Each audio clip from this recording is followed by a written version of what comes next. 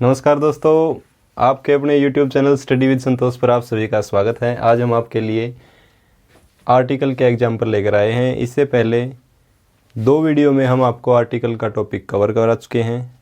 इससे रिलेटेड कुछ एग्जाम्पल आप कर लेते हैं। आइए, ये कुछ एग्जाम्पल हैं जो आपके लिए हैं, लेकर आए हैं ताकि इस टॉपिक को क्लियर कर लेंगे हम। That was most interesting novel.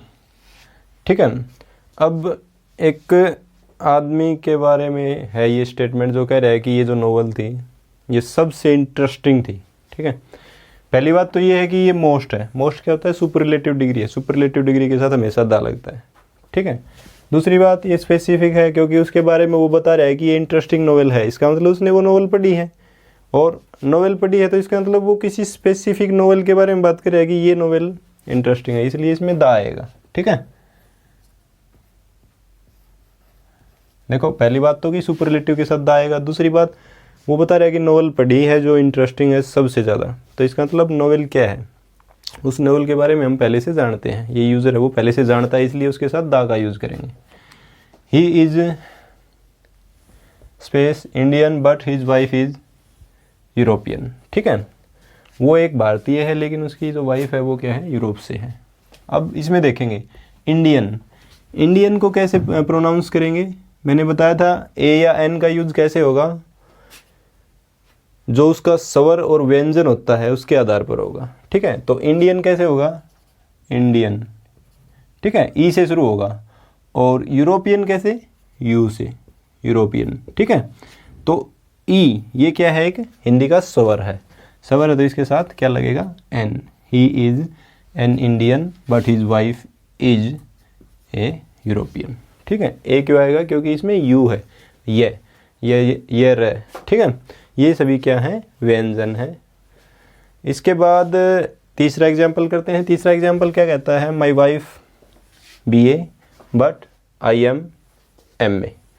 अब देखो, अब वो बता रहा है कि उसकी वाइफ BA तक है क्वालिफाइड और वो क्या है, MA है एक। तो BA के साथ क्या आएगा और MA के साथ क्या आएगा ये देखना है हमने। तो BA की प्रोनाउंसिएशन कैसी है, BA, और MA की कैसी है, M। ठीक है, A ऐसे है। तो BA में क्या रहा है, बै, पै फै बै, व्यंजन। हिंदी का क्या है, ये व्यंजन है। व्यंजन है तो इसके साथ क्या आएगा, A आएगा। स्वर के साथ N आता है और व्यंजन के साथ A आता है हमेशा। तो यहाँ व्यंजन था बै, उसके साथ A। My wife is a BA but I am an MA।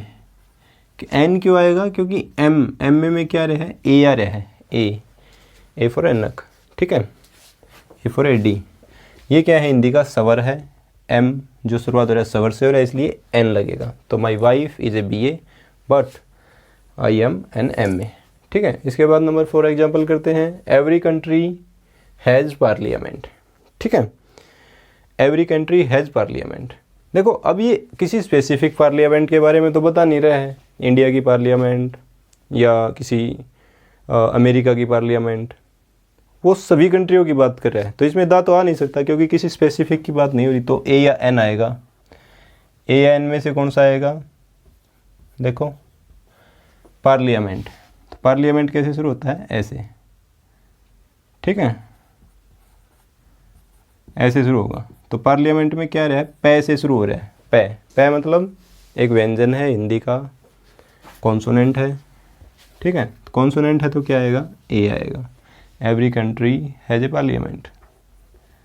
ठीक है, इसके बाद he was first man to arrive. देखो वो पहला मैन था जो पहुंचा था, कहीं पे भी लगा लो, कहीं पे भी पहुंचा था। He was first man to arrive. अब देखो फर्स्ट आया है, फर्स्ट के साथ लगाना है हमने। तो A या N नहीं लगा सकते क्योंकि फर्स्ट तो वो बता ही रहा है, पहला तो वो बता ही रहा है। दूसरी बात, A फर्स्ट तो हो ही नहीं सकता, N फर्स्ट भी नहीं हो सकता। जो फर्स्ट सेकंड थर्ड होते हैं उनके साथ हमेशा क्या लगता है, दा लगता है। तो he was the first man to arrive. ठीक है, इसके बाद नंबर 6 एग्जाम्पल है, Ganga is sacred river. Ganga क्या है, पवित्र नदी है। देखो मैंने बताया था आप सभी को, नदियों के आगे नदियों के नामों के आगे क्या लगेगा, दा लगेगा। द गंगा, ठीक है, the Ganga is sacred river, पवित्र नदी है।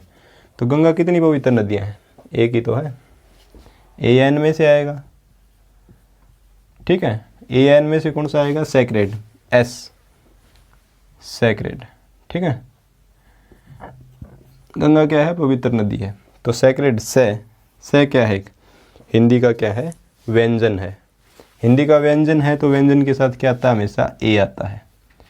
ये 6 एग्जाम्पल थे। अब नंबर 7 एग्जाम्पल की तरफ से, एग्जाम्पल नंबर 7 की तरफ चलते हैं। नेचर लुक्स ब्यूटीफुल इन, फिर स्पेस है मॉर्निंग, ठीक है।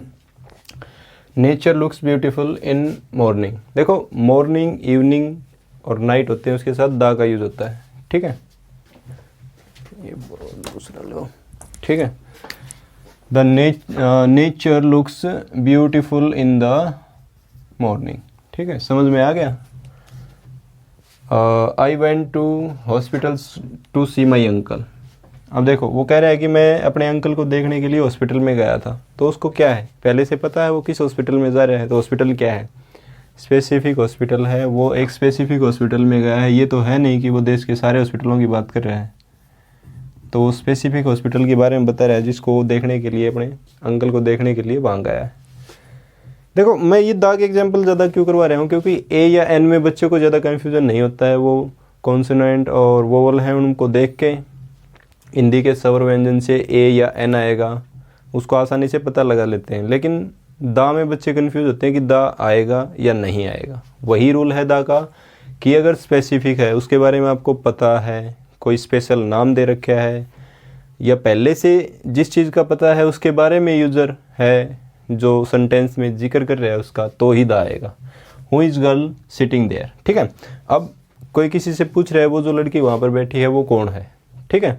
तो जो लड़की है वो एक स्पेसिफिक लड़की के बारे में पूछ रहा है, किसी भी लड़की के बारे में पूछ रहा है, वो स्पेसिफिक है, उसकी तरफ पूछ रहा है वो, तो इसका मतलब उस लड़की के बारे में स्पेसिफिक है, एक स्पेसिफिक गर्ल के बारे में पूछ रहा है। Who is the girl sitting there, ठीक है। इसके बाद आता है मून शाइन्स एट नाइट, ठीक है। तो इसमें भी दा आएगा, ए या एन नहीं आएगा क्योंकि मून एक ही है। दूसरी बात, ये क्या है, एक खगोलीय पिंड है, जैसे मून है और जैसे अर्थ है, या कोई भी ग्रह है, उपग्रह है, या कोई तारा है जैसे सन है, ये सभी क्या लेते हैं अपने साथ, दा लेते हैं। तो ये दा के एग्जाम्पल थे और ए या एन के एग्जाम्पल आपको पहले करा दिए। तो दोस्तों ये आज इतने ही एग्जाम्पल करवाऊंगा मैं आपको, और ये आपसे कहूँगा कि आप ज़्यादा से ज़्यादा किसी भी टॉपिक जो आपको हम यहाँ पे करवाते हैं स्टडी विद संतोष पर, उसके एग्जाम्पल ज़्यादा से ज़्यादा करिए ताकि वो आपको अच्छे से क्लियर हो जाए। Thank you.